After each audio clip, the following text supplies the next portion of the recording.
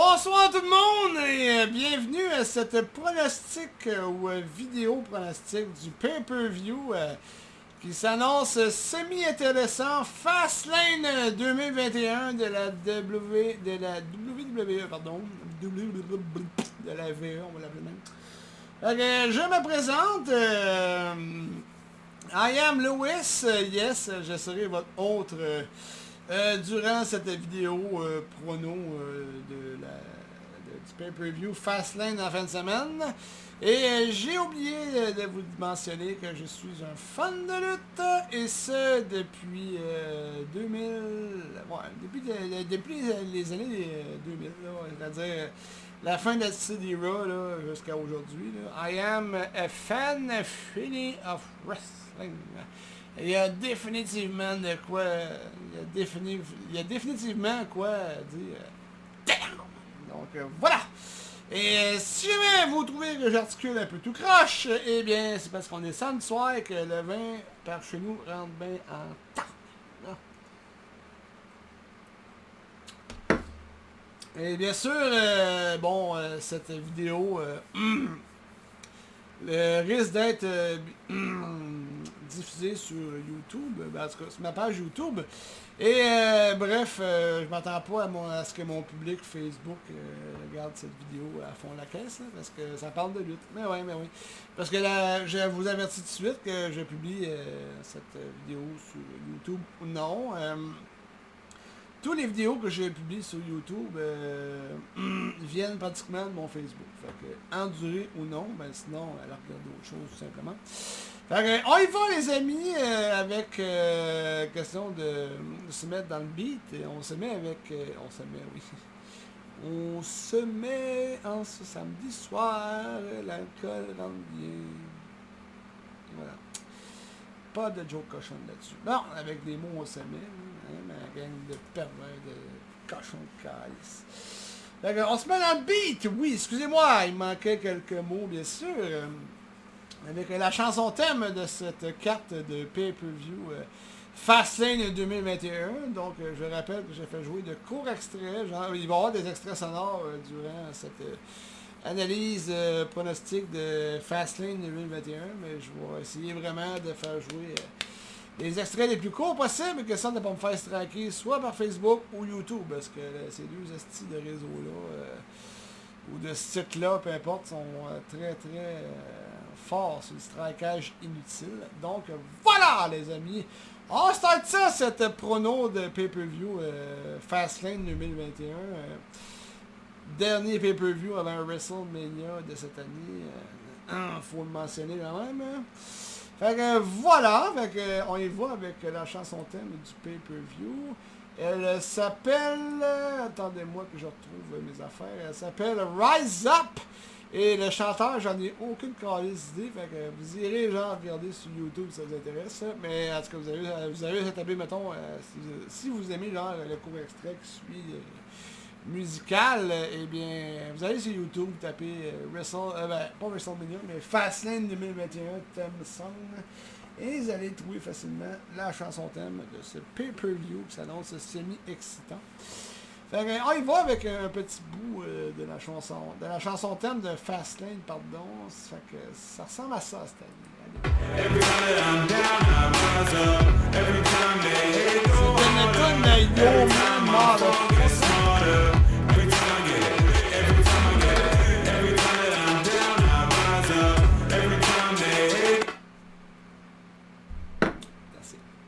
C'est assez parce que je l'ai dit, Chris, je fais pas jouer d'extrait sonore très longtemps parce que je veux pas que mon vidéo se fasse strike.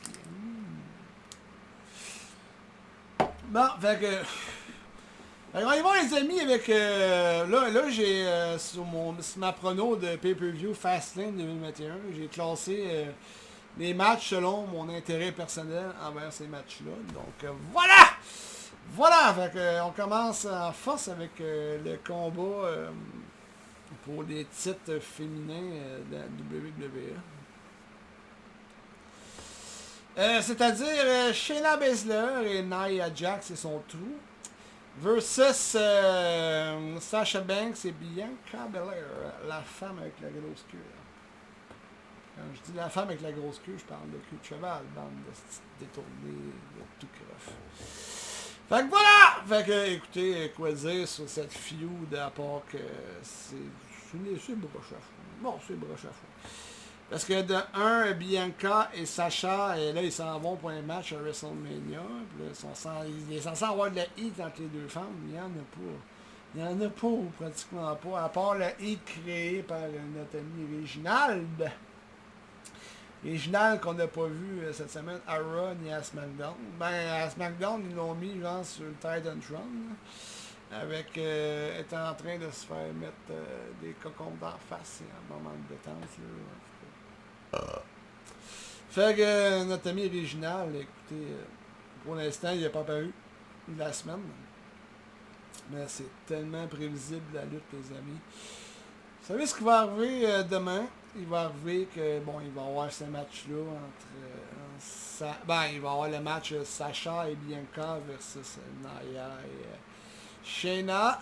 Puis là, ben, mener le petit Réginald, il va se pointer le nez pour coûter la victoire à Bianca et Sacha. Et de toute façon, genre, ça n'aurait eu aucune crise de logique que Sacha et Bianca se ramassent championne par équipe là, si proche de WrestleMania. Ça aurait été un gros bordel à gérer. Déjà qu'on a de la misère à gérer leur division féminine en soi. Non! Non! Grâce à Réginald, les amis, Shayna et Naya vont conserver leur titre.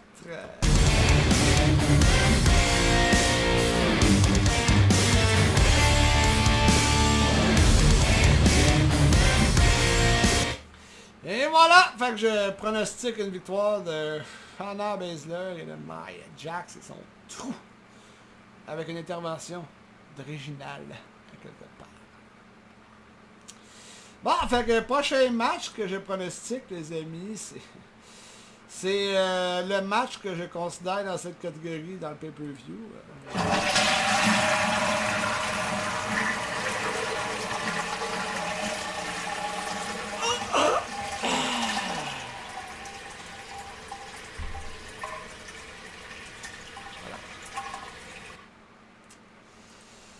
C'est le match entre Shane McMahon et Braun Strowman. Écoutez, bon. Feud de broche à foin, un peu niaiseux, même un peu. Ça fait un peu adolescent, même comme. Excusez-moi, là, j'ai des pinches qui me dérangent. On en repasse tout. Voilà. Fait que, ouais, la feud est vraiment conne. C'est genre Shane qui écœure Braun en disant que finalement il est stupide. Là, puis là, Braun pogne les. Braun, je le rappelle. À la grosseur qu'il y a, puis avec l'historique qu'il y a, là, je peux dire ça de même en matière de lutteur les dernières années. Là, ben, ils le font passer pour une cave là, devant Shane McMahon. Et, ah mon Dieu. La Shane il dit qu'il est stupide. Puis là, ben, Braun qui améliore pas son corps, qui passe pour un gros colon. Ah, t'es cas. Ok, écoutez, si vous avez suivi le dernier Raw de lundi, Shane a passé au tardeur Monsieur Braun Strowman. Il a passé au travers de la table. Bon, en tout cas, il l'a humilié. Il a envoyé une espèce de chaudière de peinture verte sans entendre. Ça va faire en sorte que, d'après moi, en tout cas, notre ami Braun a été humilié. À fond la caisse dans son orgueil. Et devrait normalement passer à travers Shane facilement dimanche. Demain. Je suis même pas sûr. C'est un feud de broche à foin cette affaire-là. Fait que, pour le principe, parce que quand un tel mange une volée, genre un lundi, puis qu'un pay-per-view qui s'en vient dimanche, d'habitude, genre celui qui mange une volée, ben il gagne le dimanche. Fait que, aucune idée comment ce match-là va finir, mais je joue avec une victoire de notre ami Braun Strowman. Ah ouais, mon Braun! Gagne-moi ça! Hey, Voilà. J'ai failli me décrocher la mâchoire d'ailleurs en disant Hey! j'en ferai plus ça. Bon, fait que, hey, prochain match, les amis. Oh là là, que c'est intéressant encore plus. Ça. Bon, on y va avec le United States Championship. Match entre Matt Riddle et Mustafa Ali. Matt Riddle qui est comme un peu un genre de grand newfie. En tout cas, je dirais pas l'appeler même dans sa face parce que je mangerais une crise de volée probablement. Quoique non, parce que lui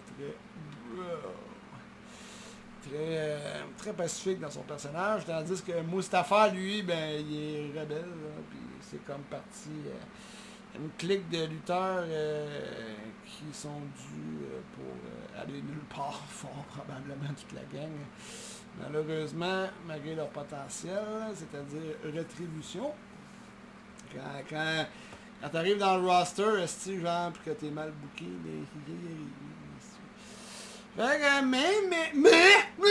les amis, je pense qu'il va y avoir une surprise sur ce match-là, et je vais y aller avec une victoire de Mustafa Ali.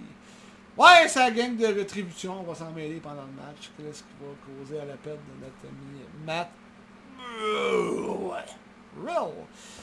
Je me mouille et je vois avec une victoire de notre ami Mustafa Ali.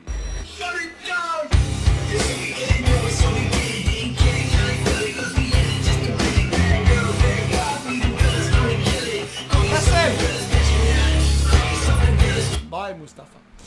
Bon, oh la prochaine. Là, on s'en vient plus dans le sérieux un petit peu. Bon. Ok, prochain match, c'est, voyons, excusez-moi, je me décrotte le doigt là. Prochain match, c'est Biggie contre, Biggie contre Monsieur Apollo Crews.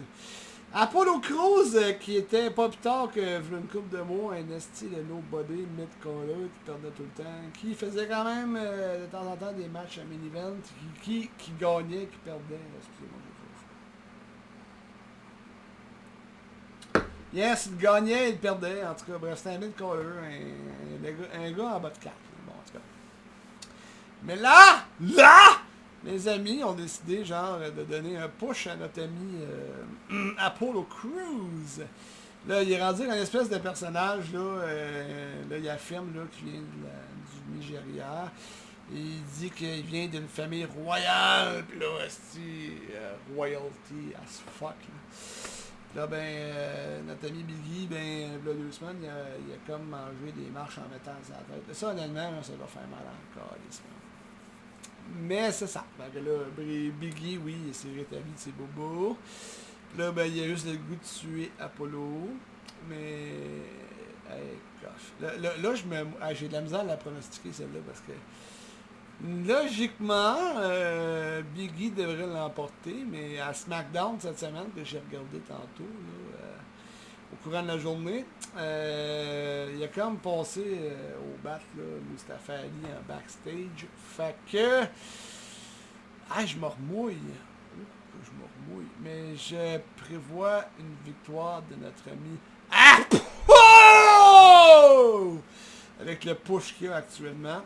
Et si jamais vous vous demandez pourquoi j'ai l'air d'un débile mental à crier Apo!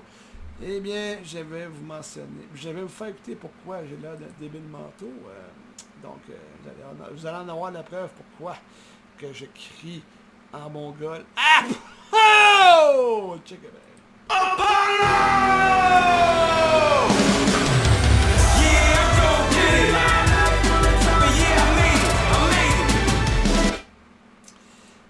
Voilà, victoire d'Apo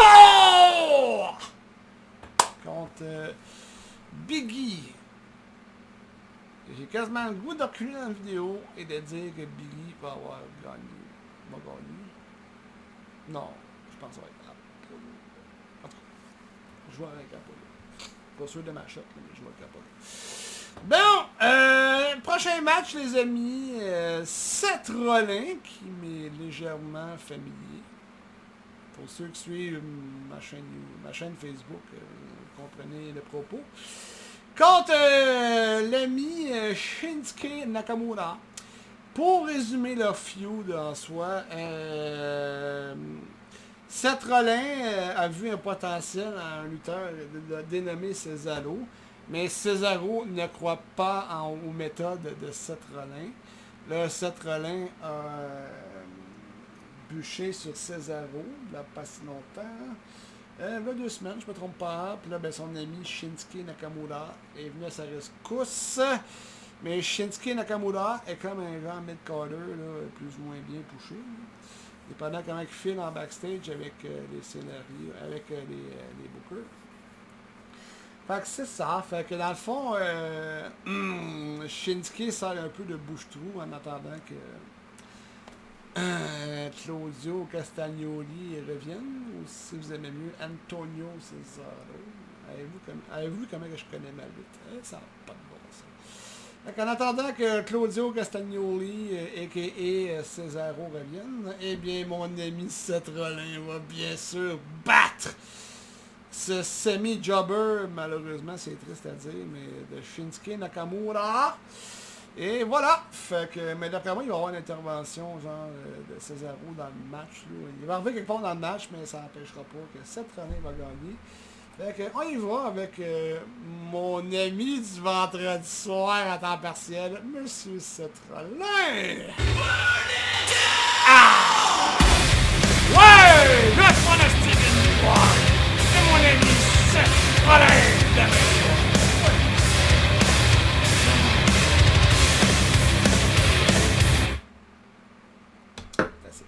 Bon. Fait que, il reste 3 matchs, les amis, à pronostiquer. Ben oui, ça passe bon, ben vite. Ça passe tellement vite que j'ai le goût de me prendre.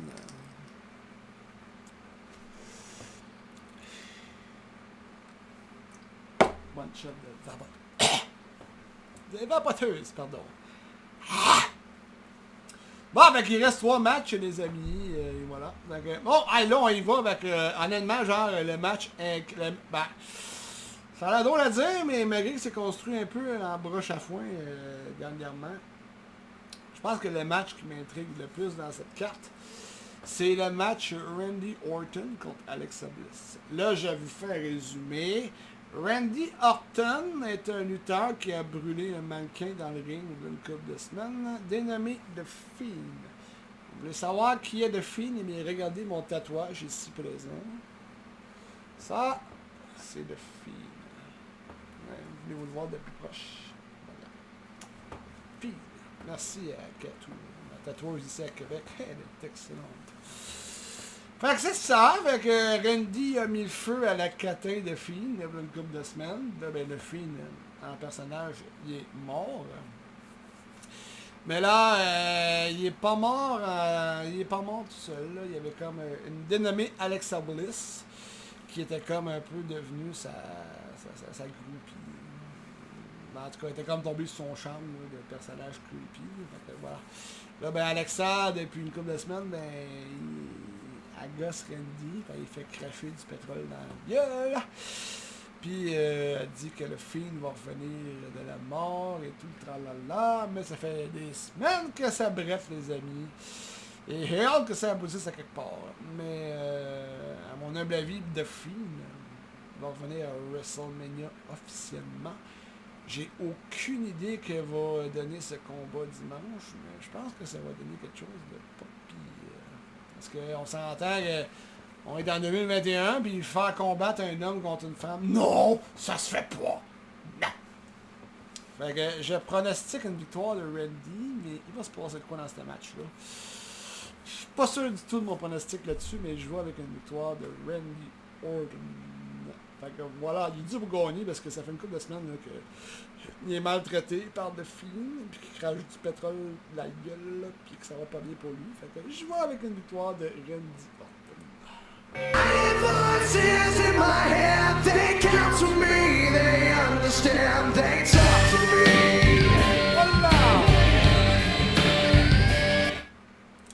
Fait que victoire de mon ami Randy Orton contre Alexa Bliss. Ah, c'est que je suis pas sûr. C'est que c'est comme genre Apollo, je suis tellement pas sûr. C'est comme ben cette achète-là. C'est dur à dire. D'après moi, Alexa va peut-être gagner, mais elle amène tellement la vie dure à Randy dernièrement que d'après moi Randy va gagner. Puis, c'est ça. Ah ouais, ben c'est comme tantôt avec Mustafa Ali. Là, hey, Chris, que je suis pas sûr de m'acheter partout. Là, mais en tout cas, je verrai lundi, mais que je regarde ce pay-per-view en arrivant de la job. Et prière de ne pas me spoiler, bien sûr. Bon, hey, fait qu'il reste 2 matchs à la carte. 2 matchs totalement prévisibles côté résultat. Le prochain, c'est Drew McIntyre contre Sheamus. Écoutez, Sheamus fait des bels efforts, là, vraiment, dernièrement, pour faire de son mieux. Que ce soit genre en heel ou en face. J'aime bien Sheamus, mais Sheamus, il va chier dimanche, les amis. Bel effort. Je ne me trompe pas, c'était un no DQ, là, entre Sheamus et... en plus, c'est un no DQ entre Sheamus et Drew McIntyre. Drew McIntyre, lui, s'en va affronter Bobby Lashley à WrestleMania, tandis que Sheamus, il plafonne. Fait que c'est pas dur à diagnostiquer comme résultat, les amis. On y va avec une victoire de Drew McIntyre.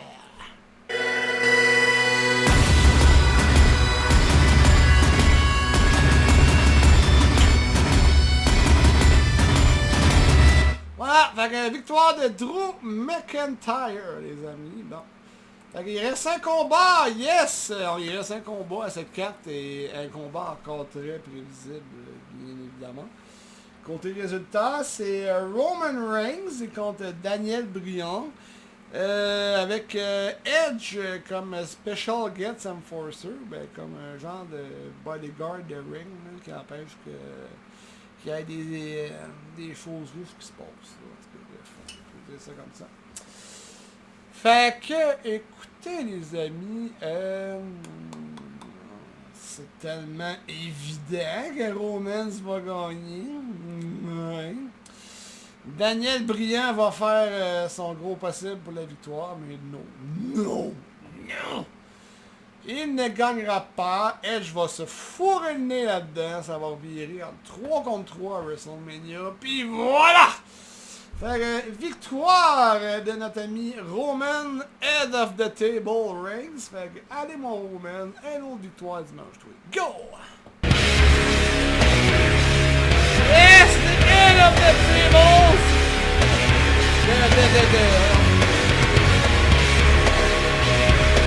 The Tribal Chiefs! Excusez-moi, je cherchais mes mots, mais ça m'est revenu. On va gagner dimanche, puis... Bah, non, ils ne gagneront pas aisément, mais... Elle, je vais venir se mettre à mener là-dedans, un peu comme original tantôt. Mais non, Daniel ne gagnera pas le championnat universel dimanche, mais en tout cas, si je fais une prono pour WrestleMania, vous saurez mon avis sur qui va gagner entre les trois. Parce que, admettons que Daniel Bryan ne gagne pas dimanche.